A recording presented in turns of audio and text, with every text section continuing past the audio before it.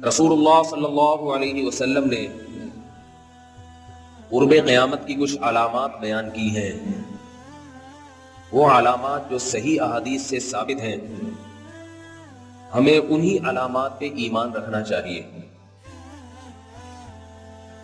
اور جتنی تفصیل بتا دی احادیث میں اتنی ہمارے لیے کافی ہے. اس سے زیادہ کی جستجو نہیں کرنی چاہیے. سمجھ رہے بات کو؟ نہیں سمجھ رہے؟ جتنی بتا دی اتنی کافی. زیادہ آگے جائیں گے تو جھوٹ پلوت شروع ہو جائے گا، اس گڑبڑ شروع ہو جائے گی، ہوائی فائرنگ شروع ہو جائے گی. ہمیں نبی نے بتایا حضرت مہدی آئیں گے،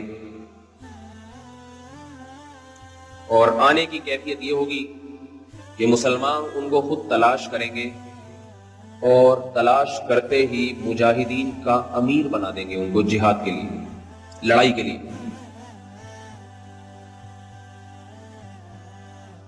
اس پر ہمارا ایمان ہے. تو حضرت مہدی کا بنیادی مقصد کیا ہوگا؟ بولو بھائی. جہاد. کمانڈ چاہیے ہوگی مسلمانوں کو. اس کے لیے حضرت مہدی کا سلیکشن ہوگا وداؤٹ الیکشن. سمجھ رہے؟ تو اس سے پتا چلا جتنے لوگ مہدی ہونے کا دعویٰ کرتے ہیں یا کریں گے، اگر وہ جہاد سے ریلیٹو نہیں ہے، لڑائی کے لیے میدان میں نہیں آ رہے، تو وہ مہدی کے علاوہ سب کچھ ہو سکتے ہیں، امام مہدی نہیں ہو سکتے وہ لوگ. سمجھ میں آ رہی ہے بات؟ سوال پیدا ہوتا ہے کہ ہم کیسے تلاش کریں، ہمیں کیا پتا چلے گا کب آ رہے ہیں؟ میرے پاس لوگ کہتے ہیں کہ حضرت فلاں نے کہا ہے 2015 میں، فلاں نے کہا ہے 2020 میں. اس کے بارے میں رسول اللہ صلی اللہ علیہ وسلم نے کچھ بھی نہیں بتایا. لہذا جو چیز اپنے وقت پہ جب ہوگی تو انشاءاللہ خود بخود ہو جائے گی. اللہ مسلمانوں کے دلوں میں خود بخود ڈال دیں گے کہ تلاش کرو. جو کام نبی نے کہہ دیا وہ ہو کر رہے گا، وہ میری اور آپ کی مرضی سے اس کا تعلق نہیں ہے. لہذا یہ بحث فضول ہے، عبث ہے.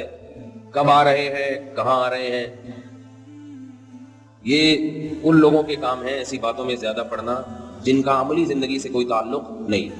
ہمیں ہمارے ذمے جو کام لگایا گیا ہے ہمیں وہ کام کرنا ہے. باقی اللہ تعالیٰ مسلمانوں کی مدد کے لیے ایک امیر کو منتخب کریں گے جن کو حضرت مہدی کہا جاتا ہے. ان کا نام احمد ہوگا، مہدی ان کا لقب. مہدی کا معنی ہدایت یافتہ. سمجھ رہے کہ نہیں سمجھ رہے؟ قریشی ہوں گے، رسول اللہ صلی اللہ علیہ وسلم کی اولاد سے ہوں گے.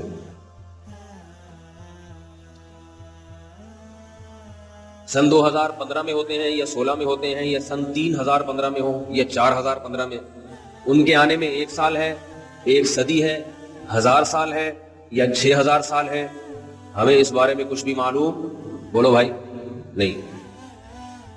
ہو سکتا بھی 18000 سال ہو ان کے آنے میں، یہ بھی ممکن.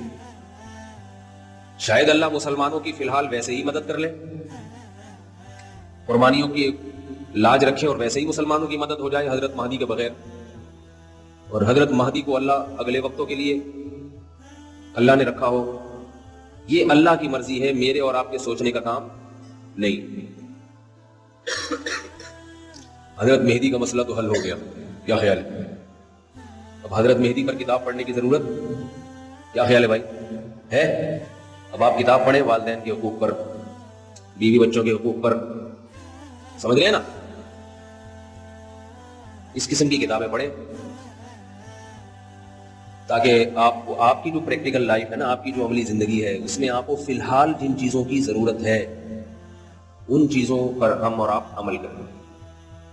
مسئلہ حل ہو گیا نہیں ہو گیا امام مہدی کا؟ کتنا آسانی سے حل ہو گیا. جب وہ آئیں گے تو میرے اور آپ سے پوچھ کے، بولو بھائی، اللہ اس وقت مسلمان علماء کے، بزرگوں کے دلوں میں وحی کریں گے، الہام کریں گے. الہام جب اللہ کی طرف سے الہام ہوتا ہے تو وہ غلط نہیں ہوتا.